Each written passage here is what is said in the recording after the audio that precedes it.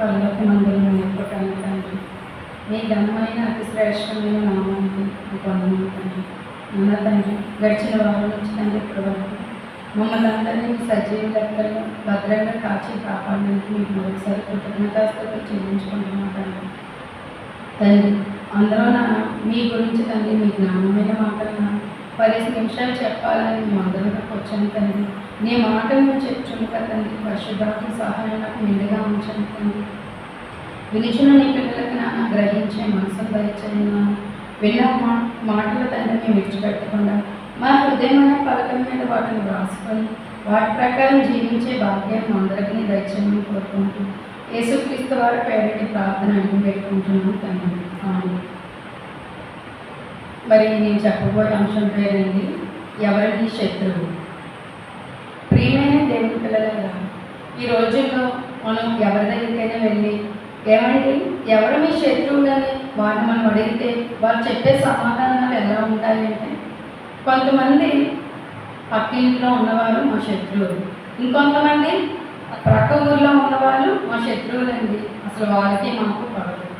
ఇంకొంతమంది పక్క దేశాల గురించి అండి, పాకిస్తాన్ అంటే ఇండియాకి పడుతుందండి, పాకిస్తాన్కి ఇండియాకి పడదండి, దాని గురించి కొంతమంది చెప్తారు.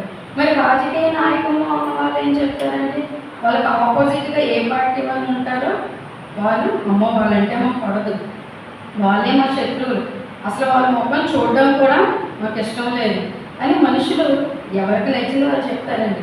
మరి మనుషులు చెప్పిన ఈ సమాధానాలన్నీ కరెక్టేనా అండి? మనిషికి మనిషే శత్రువు.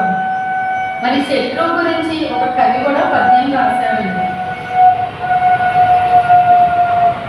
అదేంటంటే, తన కోపమే తన శత్రువు.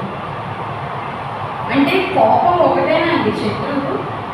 మనిషిలో చెడు లక్షణం అన్నది కోపం ఒకటే ఉందా? కామం, క్రోధం, ద్వేషం, మత్సరం, మరి ఇవన్నీ ఏంటండి? ఇవన్నీ మనిషిలోంచి వచ్చినవి కాదా? కోపం మాత్రమే ఉందా మనిషిలో?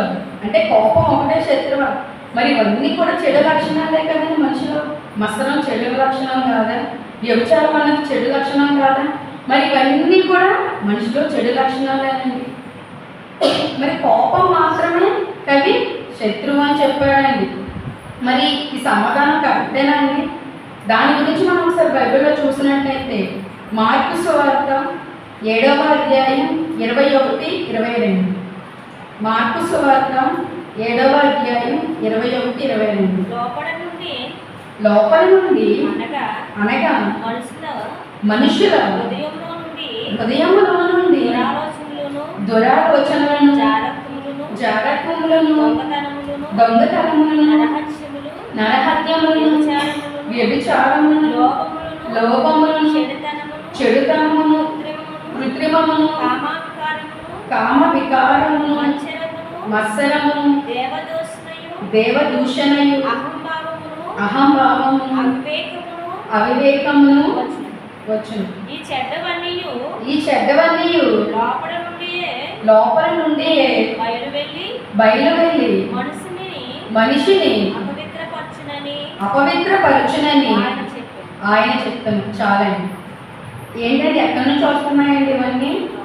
లోపల నుంచి అనగా మనుషుల హృదయంలో నుండి దురాలోచనలు, అంటే చెడ్డ ఆలోచనలు అంటండి, మంచి ఆలోచనలు కాదు, చెడ్డ ఆలోచనలు, జారత్వము, దొంగతనము, నరహత్య, వ్యభిచారము, లోపము, చెడుతనము, కృత్రిమము, కామ వికారము, దేవదూషణ. దేవదూషణ అంటే ఏంటండి? దేవుణ్ణి దూషించడం. మరి ఇవన్నీ ఎక్కడి నుంచి వస్తున్నాయండి? మన లోపల నుంచి వస్తున్నాయి. మరి కవి ఏం చెప్పాడండి? కోపం మాత్రమే మనిషి శత్రువు, ఇంకా వేరే శత్రువు ఏం లేదు. మరి ఇవన్నీ వచ్చే దేంట్లోంచి అంటే మనిషి శరీరంలో నుంచి అండి. మరి మన శత్రువు కోపమా? మరి ఇన్ని చెడు లక్షణాలు వచ్చిన శత్రువా అండి? శరీరమా అండి? ఇప్పుడు చెడు లక్షణాలన్నీ దేంట్లో ఉన్నాయండి? మన శరీరంలో ఉన్నాయి. మన లోపల నుంచి మన శరీరంలోంచి వస్తున్నాయండి ఈ చెడు లక్షణాలన్నీ. ఆత్మలోంచి వస్తున్నాయా? ఆత్మ ఎక్కడి నుంచి వచ్చిందండి? తండ్రి దేవుడి నుంచి వచ్చిందండి. మరి ఆత్మ నుంచి వస్తాయా చెడు లక్షణాలు? ఆత్మ కోరుకుంటుందా శరీర సుఖం కావాలి, నాకు మంచి బిర్యానీ కావాలి, మంచిగా తిరగాలని ఆత్మ కోరుకుంటుందా? కోరుకోదండి. మరి ఏ కోరుకుంటుంది? శరీరం. అంటే ఈ శరీరం కోరుకుంటుందండి. మరి శరీరం అండి శత్రువు. మనం ఏదో ఒక మాట అన్నా మనిషి శత్రువు. మనం ఒకసారి ఆలోచించండి. ఒక మాట అన్నాడని, లేదంటే మనతో గొడవ పడుతున్నాడని ఆ మనిషి అంటే నాకు పడదు, వీడంటే నాకు పడదు, ప్రక్క ఊర్లో ఉన్నవారంటే పడదు అని చెప్తున్నామండి. కానీ అది కాదండి శత్రువు. ఇన్ని చెడు లక్షణాలు ఉండి మన నరకానికి తీసుకెళ్తున్నాయి. ఈ శరీరమే మన శత్రువు అండి. అంటే మన శరీరం వేరు, ఆత్మ వేరా? మరి రెండు ఒక దాంట్లోనే కదా ఉన్నాయి. దాని గురించి కూడా మనం చూద్దామండి. రోమాపత్రిక 7వ అధ్యాయం 18-19 వచనం. రోమాపత్రిక 7వ అధ్యాయం 18-19. నాయందు అనగా నా శరీరమందు మంచిది ఏదైనా నివసింపదని నేను ఎరుగుదను. మేలైనది చేయవలనని కోరిక నాకు కలుగుచున్నది, కానీ దానిని చేయుటకు నాకు కలుగలేదు. నేను చేయగోరు మేలు చేయక చేయగోరని కీడు చేయుచున్నాను. ఇది ఎవరు రాశారండి? ఎవరి మాట? పౌలు గారు ఏం చెప్తున్నారు?